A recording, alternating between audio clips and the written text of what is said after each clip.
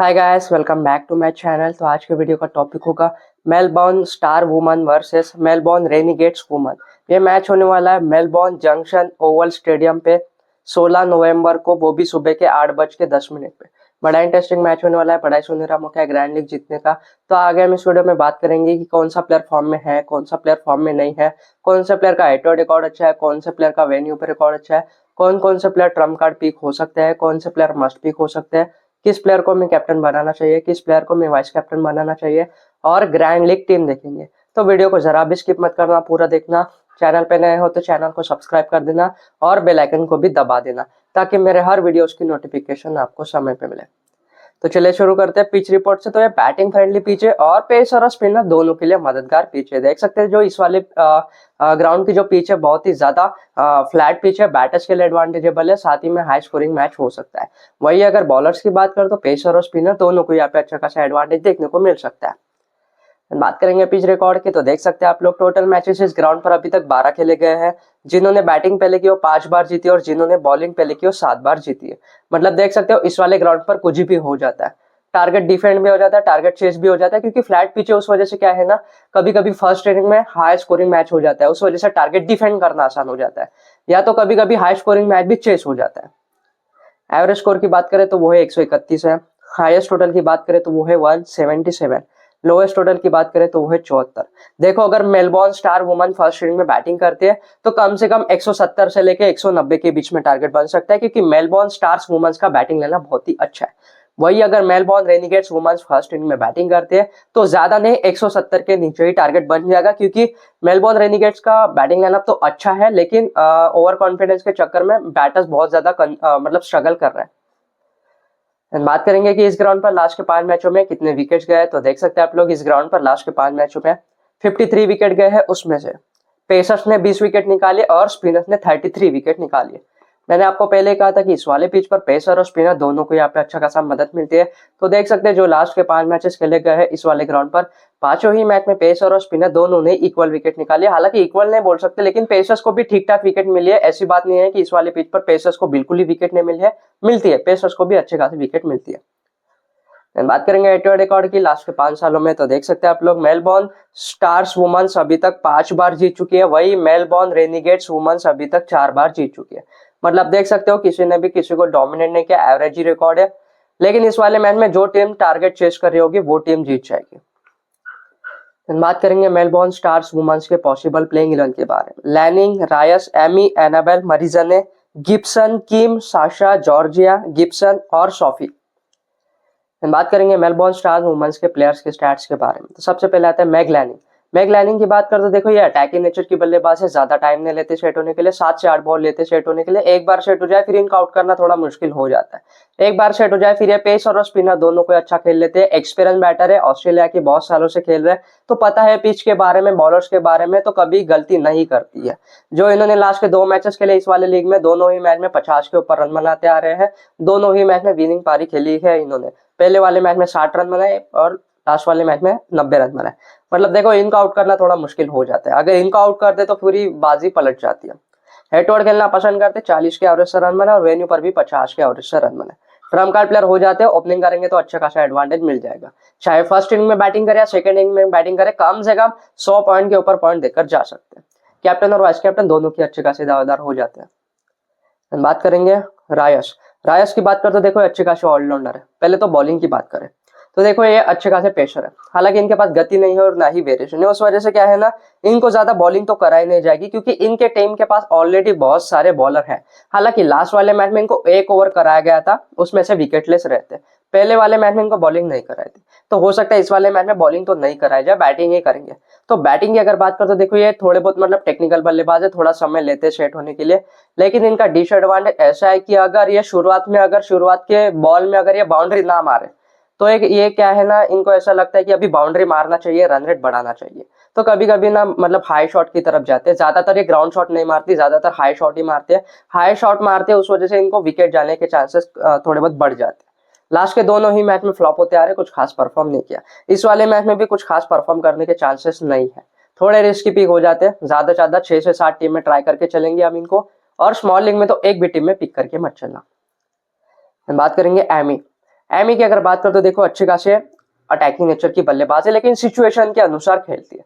मतलब अगर run rate अच्छा है तो ये रन रेट अच्छा खेल सकती है, पिच के अनुसार खेलती है। अगर डिफिकल्ट पिच है तो उस प्रकार से खेल सकती है, डिफिकल्ट पिच है तो स्लो नॉक खेल सकती है, फ्लैट पिच है तो अटैकिंग नेचर की हो जाती है। हालांकि लास्ट वाले मैच में इन्होंने 30 रन बनाए थे, लेकिन मतलब कम स्ट्राइक रेट से बनाए थे, ज्यादा बॉल खेल लिए थे, क्योंकि वो डिफिकल्ट पिच थी, उस वजह से थोड़ा मतलब स्ट्रगल कर रहे थे। लेकिन ये फ्लैट पिच है और एमी फ्लैट पिच पे खेलना पसंद करते हैं, वर्ल्ड कप में देखते आ रहे हैं अच्छा परफॉर्म करते आ रही है बैटिंग से। साथ ही में अच्छे खासे विकेट कीपर है, विकेट कीपिंग से भी कम से कम 20-25 पॉइंट तो देकर जा ही सकती है। देख सकते हैं हेड टू हेड खेलना पसंद करते हैं, 30 के एवरेज से रन बना, और वेन्यू पर हालांकि ज्यादा मैचेस नहीं खेले, उस वजह से जज नहीं कर सकते। लेकिन एमी इस वाले मैच में कम से कम ज्यादा नहीं लेकिन 30 से 45 रन तक बना सकती है।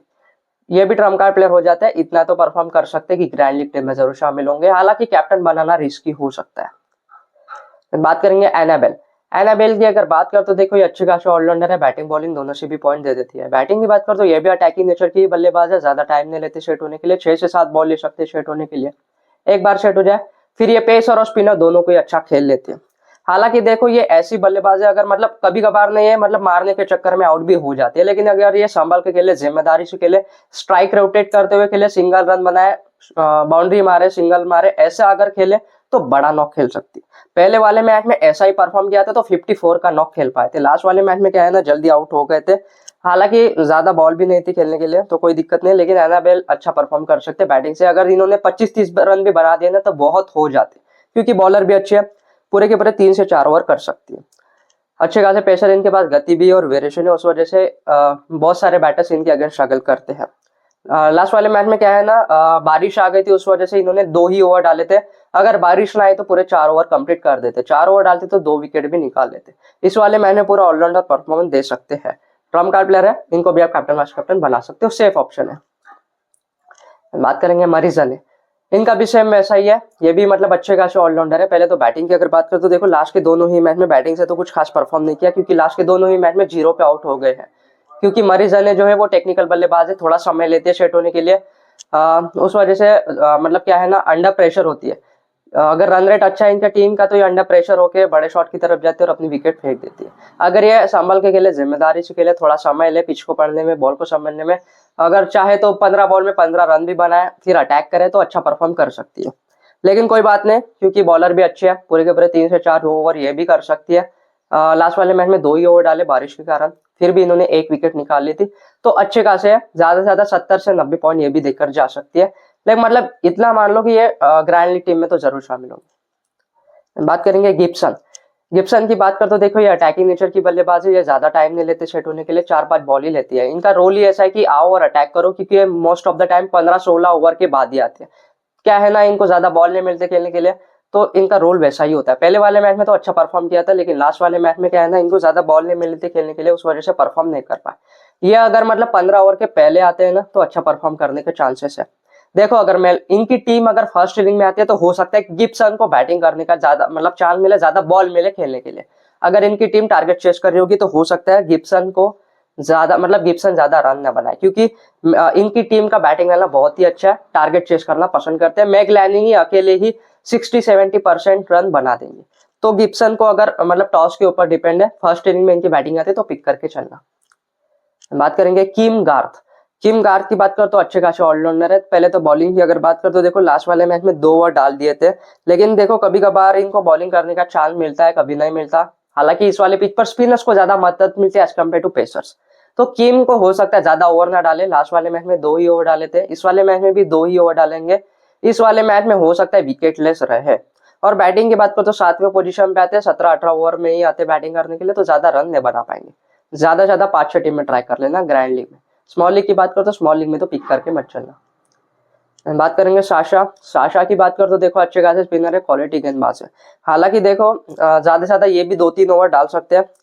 इस वाले पिच पर स्पिनर्स को तो मदद है, लेकिन इनका डिसएडवांटेज ऐसा हो जाता है कि ये ऐसी मतलब ये ऐसी बॉलर है कि इनके बॉल ज्यादा टर्न नहीं होते, उस वजह से बैटर्स इनको इजीली खेल पाते हैं। साथ ही में इनकी इकोनॉमी भी हाई रहती है, उस वजह से इनको विकेट मिलने के चांसेस थोड़े बहुत कम हो जाते हैं। हालांकि 2-3 ओवर डालेंगे तो 1 आध विकेट निकाल सकते हैं।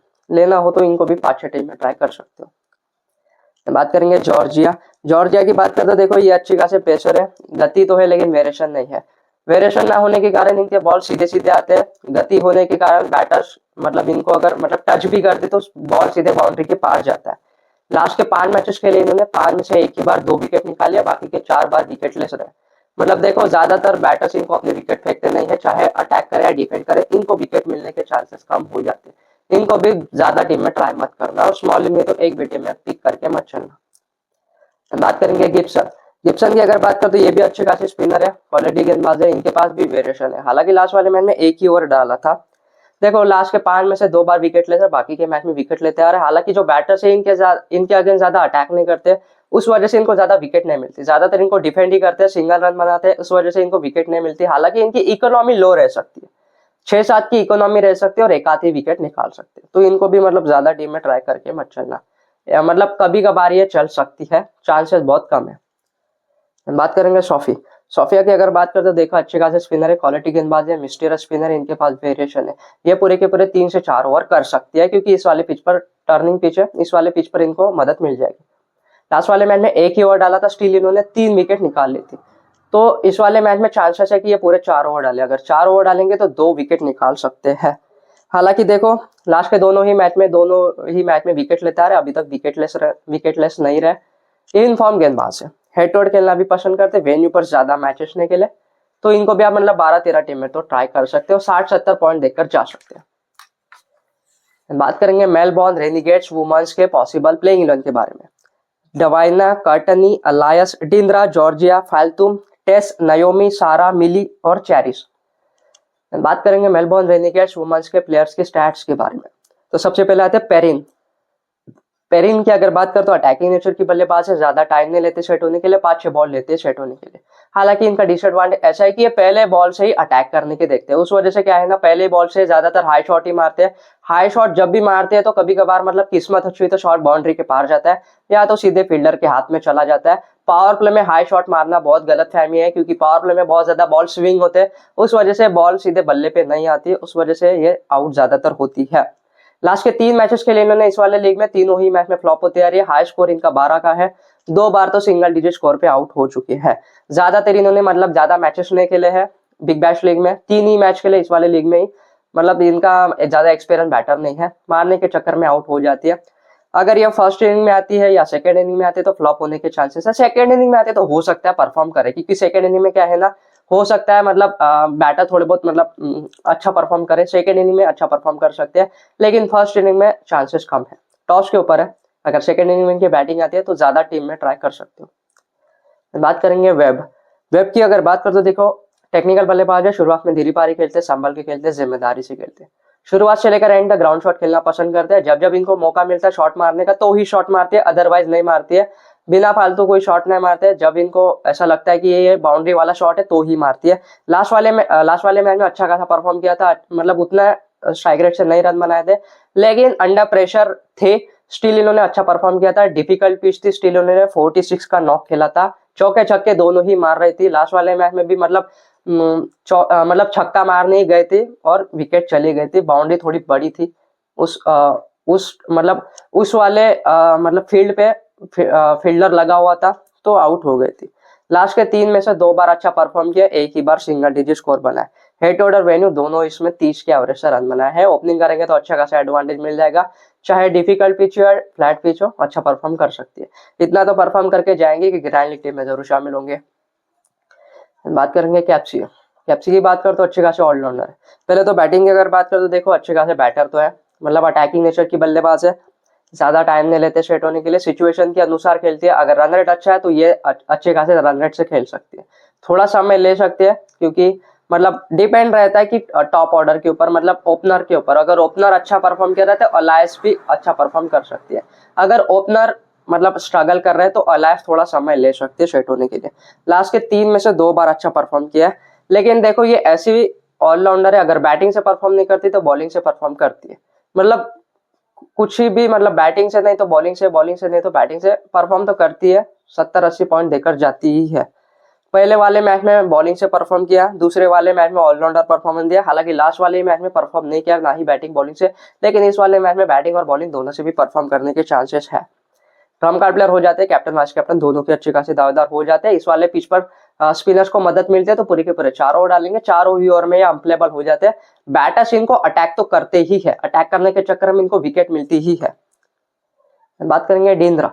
डिंद्रा की बात करो तो ये भी अच्छे खासे ऑलराउंडर है। पहले तो बैटिंग की अगर बात करो तो देखो इनके बैटिंग पोजीशन फिक्स नहीं है, कभी छठे पोजीशन पे आते कभी चौथे। डिंद्रा का बेस्ट पोजीशन है छठा, क्योंकि डिंद्रा जो है ज्यादातर 15 ओवर के बाद ही आती है। 15 ओवर के बाद जब जब ये बैटिंग करती है तो अच्छा परफॉर्म करती है, क्योंकि डिंद्रा जो है वो स्पिनर्स के अगेंस्ट स्ट्रगल करती है। इस वाले पिच पर स्पिनर्स को मदद मिलती है। लास्ट वाले मैच में भी स्पिनर्स को मदद मिल रही थी, स्टिल ये परफॉर्म नहीं कर पाई थी। 10 बॉल खेल चुकी थी और रन आउट हो गई थी। 10 बॉल में भी इन्होंने 5 रन बनाए थे, बहुत ज्यादा स्ट्रगल कर रही थी स्पिनर्स के आगे। डिंद्रा को छठे पोजीशन पे आना चाहिए। हालांकि देखो बैटिंग से तो मुझे नहीं लगता, क्योंकि लास्ट के तीनों ही मैच में बैटिंग से फ्लॉप होती आ रही है। अगर ये चौथे पोजीशन पे आते तो इस वाले मैच में भी बैटिंग से परफॉर्म नहीं कर पाएंगे। और बॉलिंग की अगर बात करो तो इनके टीम के पास ऑलरेडी बहुत सारे बॉलर है। लास्ट वाले मैच में एक ही ओवर डाला था, उसमें से भी विकेटलेस रहे थे। एक ही बार इन्होंने 2 विकेट निकाल ली थी, 3 में से एक ही बार 2 विकेट निकाल ली थी। अगर ये पूरे 4 ओवर डालती तो अच्छे खासे विकेट निकाल सकते। बात करेंगे जॉर्जिया। ये भी अच्छे खासे ऑलराउंडर है। तो पहले तो बैटिंग का अगर बात कर तो देखो अटैकिंग नेचर की बल्लेबाज है, ज्यादा टाइम नहीं लेते सेट होने के लिए, कम से कम 7-8 बॉल ले सकते हैं सेट होने के लिए। चाहे डिफिकल्ट पिच क्यों ना हो या स्लो पिच क्यों ना हो, ये खेलना पसंद करती है। लास्ट के तीनों ही मैच में अच्छा खासा बैटिंग से परफॉर्म किया है। एक बार तो इन्होंने 58 का नॉक खेला था, लास्ट वाले मैच में भी अच्छा परफॉर्म कर रही थी। लेकिन क्या हो गया था ना, रन रेट बढ़ाने के चक्कर में ये आउट हो गए थे। लेकिन स्टिल इन्होंने 30 का नॉक खेला था, अच्छे खासे पॉइंट देकर चले गए थे, 80-90 पॉइंट देकर चले गए थे लास्ट वाले मैच में। और बॉलिंग भी ये करती है, पूरे के पूरे 4 ओवर डालते हैं, 4 ही ओवर में अनप्लेबल हो जाते हैं। मिस्टेरियस स्पिनर है, टर्निंग पिच पर इनको अच्छे खासा मदद मिल जाएगी। लास्ट के तीनों ही मैच में विकेट लेते आ रहे, ऐसा एक भी मैच नहीं गया कि विकेट लेस रहो। हेड टू हेड और वेन्यू दोनों ही इसमें ऑलराउंडर परफॉर्मेंस दिया, बैटिंग और बॉलिंग दोनों से भी अच्छे खासे पॉइंट दिए। ये भी ट्रम्प कार्ड प्लेयर है, ये भी कैप्टन और वाइस कैप्टन दोनों की अच्छी खासी दावेदार है। सेफ ऑप्शन है, ये पहले ऑप्शन है कैप्टन और वाइस कैप्टनशिप के। बात करेंगे फाल्तुम। फाल्तुम की बात करो तो ये भी अटैकिंग नेचर की ही बल्लेबाज है, लेकिन सिचुएशन के अनुसार खेलती है। अगर टीम अच्छे खासे रन रेट से खेल रही है तो फाल्तुम अच्छे खासे माइंडसेट से खेल सकती है, फ्री माइंडसेट से खेल सकती है। लेकिन टीम अंडर प्रेशर रही तो फाल्तुम मारने के चक्कर में आउट हो सकती है। एक ही बार इन्होंने 37 का नॉक खेला, बाकी के इसमें फ्लॉप होती आ रही है। लास्ट वाले मैच में टीम अंडर प्रेशर थी तो ज्यादा परफॉर्म नहीं कर पाई, जल्दी आउट हो गई थी। अगर फर्स्ट इनिंग में आती है तो ड्रॉप करके चलना, सेकेंड इनिंग में आती है तो हो सकता है फ्री माइंडसेट से खेले। बात करेंगे फ्लिंटॉप की अगर बात करें तो अच्छे खासे ऑलराउंडर है। पहले तो बॉलिंग की अगर बात करें तो देखो कभी कभार ही इनको बॉलिंग करने का चांस मिलता है। लास्ट वाले मैच में 4 ओवर मिले तो उसमें से 2 विकेट निकाल लेते। उसके पहले वाले मैच में ज्यादा ओवर नहीं डाले थे, उसमें से 1 विकेट निकाल ली थी। लास्ट वाले मैच में 4 ओवर डाले थे तो हो सकता है इस वाले मैच में भी 3 ओवर डाले, क्योंकि लास्ट वाले मैच में इनको विकेट मिल गई थी, 2 विकेट मिल गए थे। तो इस वाले मैच में हो सकता है ये 3 से 4 ओवर करे। 3 से 4 ओवर में ज्यादा नहीं, 1 विकेट ही मिल पाएगी। और बैटिंग की अगर बात करें तो देखो डिपेंड रहता है। अगर फर्स्ट इनिंग में आते हैं बैटिंग करने के लिए तो बैटिंग करने का चांस मिल सकता है, क्योंकि मेलबोर्न रेनिगेट्स फर्स्ट इनिंग में थोड़ा बहुत स्ट्रगल करते हैं, सेकंड इनिंग में बैटिंग करना पसंद करती है। तो टॉस के ऊपर है, फर्स्ट इनिंग में आते हैं तो पिक करके चलना। इतना तो परफॉर्म कर सकते हैं कि ग्रैंड टीम में जरूर शामिल होंगे। बात करेंगे नाओमी की बात, ये भी ऑलराउंडर है। पहले तो बॉलिंग की अगर बात करें तो इनको बॉलिंग तो नहीं मिलती है, क्योंकि देखो इनके टीम के पास ऑलरेडी बहुत सारे 7-8 बॉलर है, तो देखो इनको तो बॉलिंग नहीं मिलती है, तो बॉलिंग से तो पॉइंट नहीं देकर जाएंगे। बैटिंग की बात करें तो 8वें पोजीशन पे आते हैं, तो जब भी आते हैं तो ज्यादा बॉल नहीं मिलते खेलने के लिए, 4-5 बॉल मिलते, उससे भी 8-10 रन बना पाते, तो लेने का कोई मतलब है नहीं। बात करेंगे सारा, तो देखो ये अच्छे खासे पेसर है, लेकिन इनके पास ना ही गति है और ना ही वेरिएशन है, उस वजह से कैप्टन इनको ज्यादा ओवर नहीं कराए जाते। पहले दूसरे वाले मैच में तो इनको ज्यादा बॉलिंग नहीं कराई गई थी। लास्ट वाले मैच में 1 ही ओवर मिला था, उसमें से भी विकेटलेस रहते। अगर फर्स्ट इनिंग में बॉलिंग करते हैं तो हो सकता है अगर ये 2 ओवर डाले, 2 ओवर में 1-8 विकेट निकाल लेते तो तीसरा चौथा ओवर भी कराए जा सकते हैं। लेकिन सेकेंड इनिंग में तो बिल्कुल भी इनको ओवर नहीं कराए जाएंगे, क्योंकि स्पिनिंग पिच है तो ज्यादातर स्पिनर्स ही ओवर डालेंगे। बात करेंगे मिली की अगर बात करें तो अच्छे खासे पेसर है, क्वालिटी गेंदबाज है, एक्सपीरियंस बॉलर है, इनके पास गति भी और वेरिएशन है। 2 ओवर पावर प्ले डालेंगे। हालांकि अपोनेंट टीम का जो ओपनिंग पार्टनरशिप है वो पावर प्ले अच्छा खासा खेल लेते हैं, तो उस वजह से इनको पावर प्ले में विकेट मिलना थोड़ा मुश्किल लग रहा है। अगर इनको विकेट मिली तो डेथ ओवर में मिल सकती है। हालांकि एक्सपीरियंस बॉलर है, ले सकते हो, 5-6 टीम में ट्राई कर सकते हो। बात करेंगे चैरिस की अगर बात करें तो अच्छे खासे स्पिनर है, लेकिन इनका डिसएडवांटेज ऐसा हो जाता है कि इनकी बॉल ज्यादा टर्न नहीं होते, उस वजह से बैटर्स इनको इजीली खेल पाते हैं। साथ ही में इनका डिसएडवांटेज ऐसा हो जाता है कि इनकी इकोनॉमी हाई रहती है। लास्ट के 3 मैचेस के लिए तीनों ही ओवर में बॉलिंग करते आ रहे हैं, तीनों ही मैचेस में ये विकेटलेस रहे, अभी तक इनको विकेट नहीं मिले, तो हो सकता है इस वाले मैच में भी विकेट ना मिले। विकेटलेस रहे, इनफॉर्म गेंदबाज है, ड्रॉप कर सकते हो। बात करेंगे बेस्ट कैप्टन और वाइस कैप्टनसी की। Meg Lanning, Annabel Sutherland, Alice Capsey और जॉर्जिया वेरहैम। बात करेंगे ग्रैंड लीग पिक्स के बारे में, Amy Jonas, Marizanne Kapp, Alice Capsey और टेस फ्लिंटॉफ। बात करेंगे ग्रैंड लीग पिक के बारे में, जो कि मैं आपको अपने टेलीग्राम चैनल पे दे दूंगा। अभी तक आपने मेरा टेलीग्राम चैनल ज्वाइन नहीं किया तो जाइए, नीचे डिस्क्रिप्शन में मैं लिंक दे दूंगा, वहां से ज्वाइन कर लीजिए। टॉस के 10-15 मिनट बाद मैं अपनी फाइनल टीम वहां पे दे देता हूँ। अगर आपको वीडियो पसंद आ गया तो एक लाइक कर देना, चैनल को भी सब्सक्राइब कर देना और बेल आइकन को भी दबा देना, ताकि मेरे हर वीडियोस की नोटिफिकेशन आपको समय पे मिले। मिलते हैं अगले वीडियो पे।